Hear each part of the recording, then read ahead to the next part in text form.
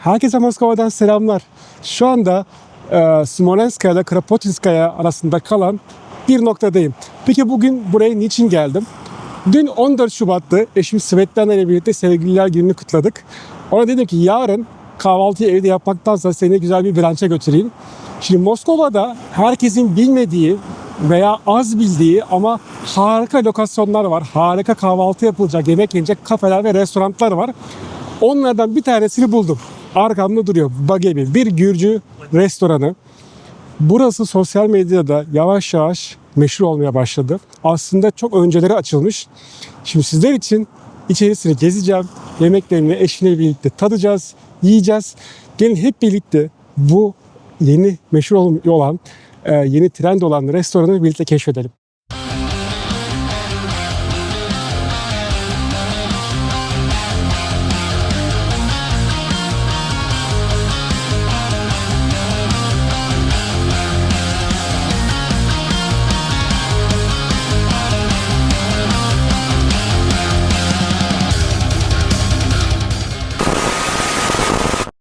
Зураб Церетели. Зураб Церетели. Зураба Церетели.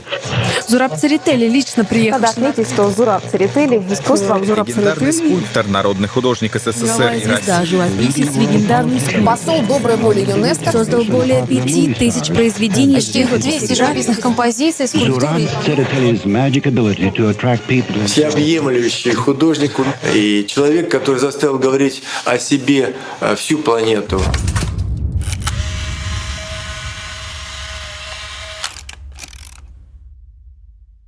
Собственно говоря, Багеби – так называется район в Тбилиси, где находится дом-мастерская художника Зураба Церетели. Это то место, где он живет, когда приезжает в город, где он работает, где восстанавливает силы и, конечно, где принимает гостей. Атмосферу этого дома и грузинского гостеприимства мы и хотели перенести сюда, в наш ресторан. Bagebi gördüğünüz gibi Gürcü yemek ve şarap evi şeklinde geçiyor. Burada caddenin çok keyifli bir noktasında açılmış durumda. Bu restoranın şu anki sahibi ünlü Gürcü heykeltıraş ve ressam Sereteli'nin torunu. Sereteli Gorki Park'taki bu ünlü denizciler anıtını da yapan Gürcü Rus ressam. Şimdi oğlu, yani daha doğrusu torunu burayı işletiyor. İçerideki tablolar, heykeller dedesinin eseriymiş ve burada da hemen yanında da galerisi var.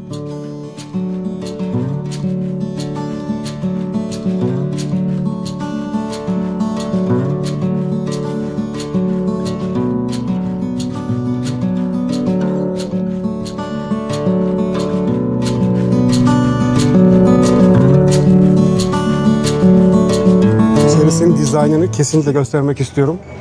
Oldukça keyifli, dizayn edilmiş, kocaman böyle tabloların olduğu, burada bir barın olduğu. Gerçekten bir iç mimarın eli buraya kesinlikle değmiş. Hem modern bir görünüm hem de klasik bir görünüm. Moskova için normalde kafeler çok küçüktür. Çünkü merkezde özellikle böyle büyük bir alan bulmak çok zor. Bunun birkaç sebebi var. Bir, binalar çok eski. Yani yıllar sonrası için dizayn edilmemiş. Sovyetler Birliği zamanında çok minimal dizayn edilmiş ve restoranlar, kafeler çok dardır ve insanlar çok sıkış sıkış oturur.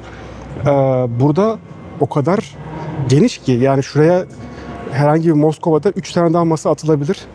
Ama burada o kadar geniş tutulmuş ki arkadaşlarınızla, misafirlerinizle geldiğinizde oldukça keyifli oturabilirsiniz. Burada bar kısmı var.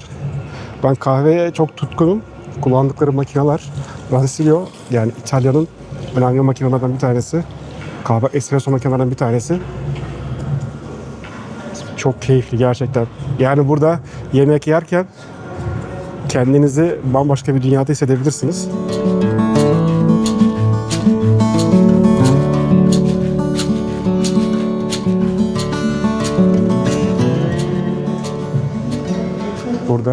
spot ışıklarla sanki böyle bir tarihi atmosfer içerisinde yemek yiyormuşsunuz gibi bir ortam var. İçeride çok mistik bir koku var. İçerisinde özel bir parfüm sıkmışlar. Bakın bizim Kapadokya bölgesindeki o taş şeyleri biraz andırıyor. Şu masalar da yani ona güzel seçilmiş. Mermeri ve ahşabı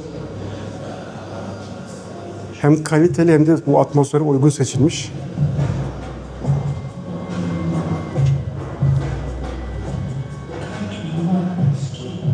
Burada yine aynı şekilde çok keyifli gerçekten. Aydınlatmalar, oldukça güzel tablolar. Yani hepsi çok özenle seçildiği belli. Bilmiyorum, İstanbul'da böyle bir yer olsaydı fiyatlar muhtemelen şu anki benim gördüğüm fiyatların en az 5-6 katı olurdu. Çok eminim. Ve böyle bir restoran, kafe için yani inanılmaz büyük bir alan ki muhtemelen buralar doluyor. Çünkü rezervasyonla gelmeniz buraya çok önemli. Yoksa çok dışarıda sıra beklersiniz. Çok keyifli gerçekten. Ben tabaklar da onlara da dikkat çekmek istiyorum. Motifleri ve içerideki keşke kokuyu size anlatabilsem. Böyle çok mistik, harika bir koku var içeride. Ve çalan şarkılar da, müzikler de çok keyifli.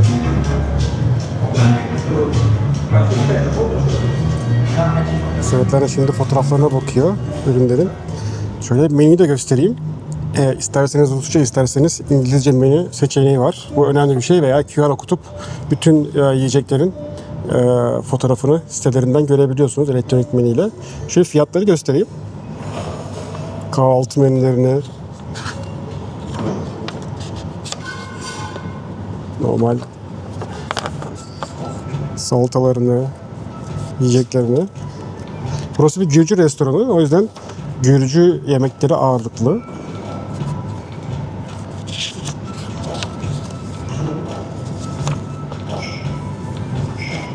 Fiyatlar bence böyle bir yer için oldukça uygun. Çünkü hem merkezde hem böylesine güzel bir atmosferde bu fiyatlar oldukça iyi. Tabii sizin de yorumlarda fikrinizi almak isterim.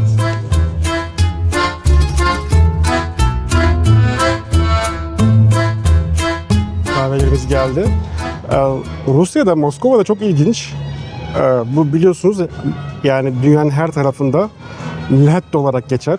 Yani espresso'nun içerisinde sütün yedirilmesi, üzerinde daha fazla espresso'da daha az süt ve süt köpüğü olmaz. Bu latte'dir. Burada çok ilginç. Eğer benim hatam varsa lütfen düzeltin. Doğrusu neyse onu yazın ama benim bildiğim böyle. Ki kahve bilgimde iyi olduğunu düşünüyorum. Moskova'da, Rusya'da bu cappuccino olarak geçiyor. Şimdi Svetlana latte söyledi. Yani buranın adıyla latte söyledi. Bu da aslında İtalya'da veya dünyanın herhangi bir yeri cappuccino olarak geçer. Ama burada tam tersi. Bu cappuccino, bu latte olarak geçiyor. Svetlana haçapuri söyledi. Gürcü pidesi diyebiliriz. Bizim bu Karadeniz pidelerine biraz benziyor. O yüzden henüz gelmedi.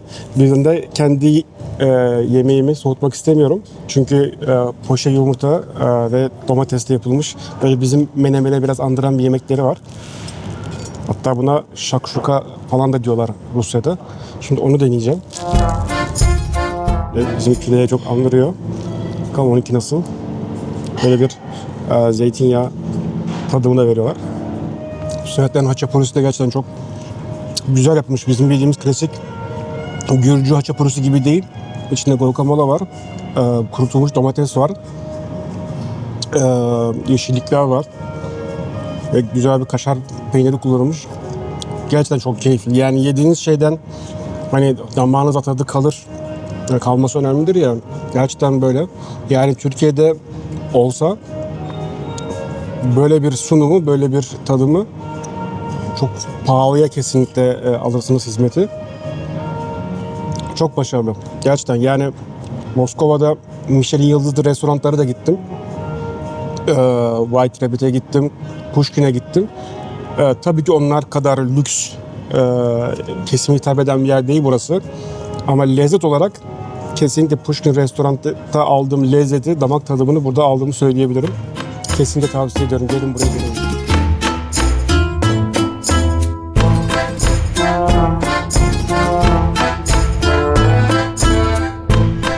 Kahvaltı brunch'ın üzerine bir de tatlı söyleyelim istedik. Yani Rusların meşhur tatlısı medovik. Böyle bir sunumuna geldi. Yanına da bir çay istedik.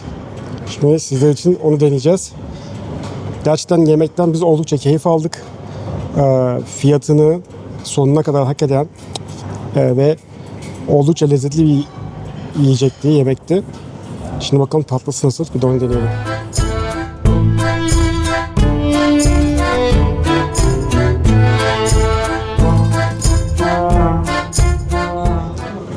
Herkesin merak ettiği soruya geldik.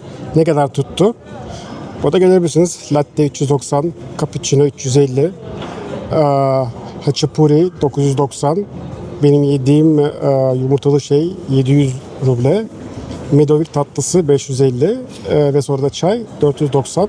Toplam 3470 ruble. Yani 3470 ruble ne kadar ediyor? Hemen Google'a soralım.